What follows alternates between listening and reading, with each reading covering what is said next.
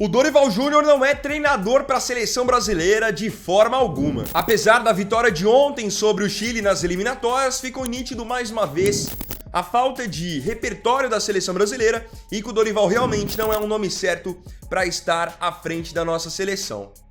Vamos entender mais nesse vídeo? Acho que um primeiro ponto que muita gente até já concorda em relação à presença do Dorival na seleção é que muitas das suas convocações são injustas. E eu ainda nem tô falando a respeito dos nomes que são questionados. A gente vai chegar lá. Mas primeiro eu queria falar realmente das convocações injustas. Ou seja, dos jogadores que às vezes estão bem, estão em alta nos seus clubes, podem agregar em qualidade para a seleção brasileira, mas mesmo assim não são convocados. Porque o Dorival parece estar indo na mesma linha do Tite. Tá se fechando no mesmo grupo de jogadores e parece que não pode entrar ninguém de fora desse grupo que ele já formou. E olha que ele formou aí com menos de um ano. Já está sempre convocando apenas os mesmos. Então vou usar aqui alguns exemplos de jogadores que estão bem, mas nunca são convocados. O jogador que tem feito uma temporada muito boa e ele joga exatamente numa posição em que hoje nós estamos carentes é o Matheus Pereira, que é meia do Cruzeiro. O Brasil há quanto tempo aí já não está na procura de um camisa 10, um articulador, e o Matheus Pereira não recebe uma chance, um teste. Já é um exemplo. Temos o caso do zagueiro Murilo, do Nottingham Forest. Jogador que está muito bem, ajudando o Nottingham Forest a ser nesse momento a segunda defesa menos vazada na Premier League, mesmo sendo um time mais limitado. Jogador de força física, velocidade, que já está na mira até do Real Madrid, do Barcelona, do Bayern de Munique, mas na seleção, com o Dorival, com a CBF, não recebe uma oportunidade. Então aqui já entra um primeiro ponto. Falando agora sobre os nomes que são constantemente criticados e ele continua bancando. Paquetá, Danilo é um outro erro dele. Eu vou pegar o jogo de ontem como exemplo. É que a seleção do Chile é muito limitada, então foi natural o Brasil conseguir a virada mesmo fora de casa.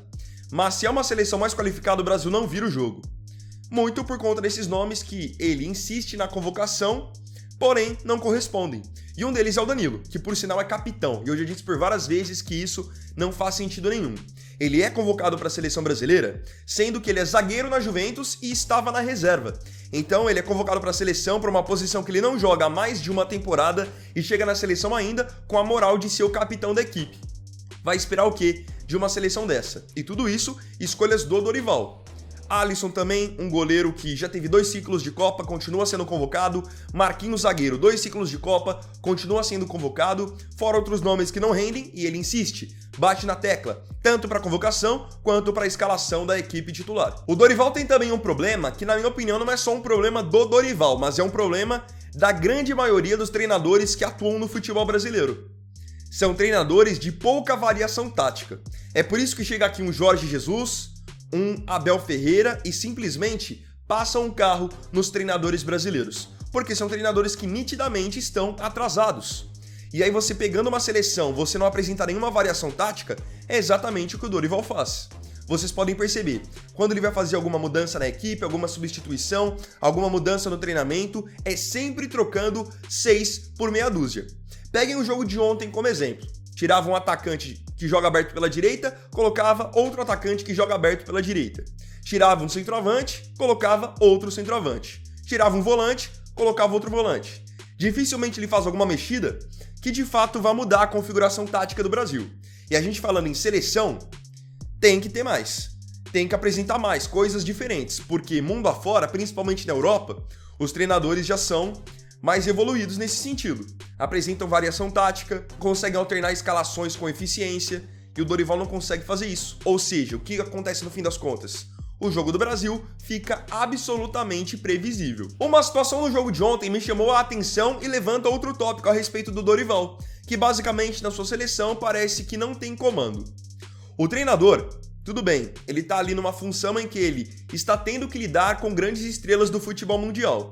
Mas, querendo ou não, a partir do momento que o jogador ele é convocado para a seleção, ele é quase que um subordinado do Dorival. Mas parece que o Dorival não tem esse respeito e essa diferença na hierarquia. Qual é a situação que eu quero levantar? No jogo de ontem, o repórter da Globo divulgou que o Rodrigo seria substituído. Então, levantou a placa de substituição com o número 10 para sair, para a entrada do Martinelli. O Rodrigo olhou para a placa, com uma cara de surpresa, olhou para o banco e disse: Eu? Ou seja, eu vou ser substituído? O que aconteceu logo depois que o Rodrigo fez isso? Vocês se lembram? Pois é, o Dorival trocou a substituição depois dessa atitude do Rodrigo. Então, no fim das contas, ele tirou um lateral esquerdo, que foi o Abner, para colocar o Martinelli. E o Rodrigo ficou até o fim da partida. Aí fica o questionamento. Ele não tem comando? Porque se o treinador diz que vai fazer tal substituição, o jogador pode até não gostar, mas ele tem que respeitar. Então, o do próprio Dorival também tem que ir até o fim. Se ele quer tirar o Rodrigo, tira o Rodrigo. Quer tirar o Rafinha, o Vinícius Júnior, o Endrick, o Igor Jesus, que seja. Se ele falou, vai até o fim, mostra que tem comando e pulso firme. Então essa foi uma outra situação que também me chamou bastante a atenção no jogo de ontem. Pra mim também, por muitas vezes, ele faz escolhas que não tem coerência nenhuma. E aqui eu tenho um exemplo muito claro em relação ao Endrick. Já queria logo de cara enfatizar que ontem o Endrick entrou no lugar do Igor Jesus e não jogou bem. Teve a oportunidade de pegar ali 2, 3 bolas para dar sequência e na afobação, na ansiedade, perdeu a bola. Então não é esse ponto que eu tô levantando. Acho que o Igor Jesus ontem foi titular e jogou muito bem, marcou gol, que é o que importa. Só que olhem só a incoerência do Dorival. O Endrick, ele está sendo convocado desde o início da era Dorival e em todo o processo sempre foi reserva. O Dorival nunca quis colocar o Endrick como titular basicamente. Ele usava o Rodrigo como falso 9, Rafinha como falso 9, enfim, qualquer jogador, mas não colocava o Endrick, que é exatamente o jogador da posição. Chegou então a última data FIFA, que vocês se lembram que o Pedro foi convocado, e a princípio o Pedro seria o titular, sendo que o Endrick já vinha há mais tempo na seleção. Aí o que aconteceu? O Pedro se lesionou. Então qual é a lógica? O que é o coerente? Se ele convocou 2 centroavantes, o Pedro e o Endrick, ele entendeu que são os 2 melhores à disposição. Se o Pedro machucou, é meio lógico que o sucessor da posição é o Endrick. O que aconteceu? Ele não colocou o Endrick como titular na partida contra o Equador. Voltou a esse sistema de jogar com o Rodrigo como falso 9. Chegou no jogo contra o Paraguai, por pressão popular. Colocou o Endrick como titular, mas depois já o substituiu com 45 minutos de jogo. Chega agora, nessa data FIFA, quem são os convocados para a posição? Endrick e Igor Jesus. Então qual é a lógica? Se o Endrick já vem sendo convocado desde o mês de março, na teoria, ele é o nome que o Dorival mais confia e vai ser o titular. Aí chega no jogo de ontem, não, o Endrick é mais uma vez reserva e entra no finalzinho da partida.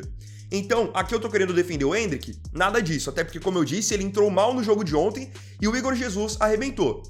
Porém, percebem que existe uma incoerência na questão da hierarquia?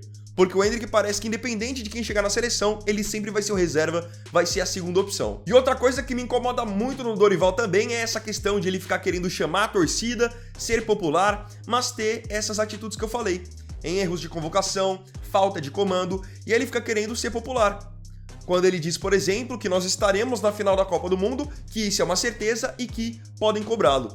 Quando ele chega e diz, por exemplo, que o trabalho está evoluindo, que está achando uma forma de jogar. Ninguém tá vendo isso, só ele. Então aqui vem outro ponto. Ele não precisa ficar dando essas declarações querendo ser popular e chamar a torcida. Se ele fizer um bom trabalho, isso já vai ser o suficiente para que os torcedores realmente torçam pela seleção, queiram acompanhar a seleção e apoiem a seleção. Não adianta ele fazer tudo o que ele faz com o time, nas convocações, e depois querer dar discurso bonito, discurso de efeito, dizendo que a seleção estará com certeza na final da Copa. Sendo sincero, com o futebol que o Brasil tem praticado, o Brasil olhe lá se passar na primeira fase. Até 2026 muita coisa pode mudar, mas tendo as peças que ele tem na mão, o futebol que é apresentado, realmente é bastante desanimador. Então eu acho que assim, estamos aí há praticamente 2 anos da próxima Copa, ainda dá tempo de trocar de treinador. Eu realmente não consigo enxergar o Dorival sendo esse cara para guiar a seleção brasileira para o título de uma Copa. De verdade, acho o trabalho hoje muito pobre. Agora eu queria saber de você aqui nos comentários também qual é a sua análise até o momento do trabalho de Dorival Júnior na seleção brasileira. Não se esqueça de comentar.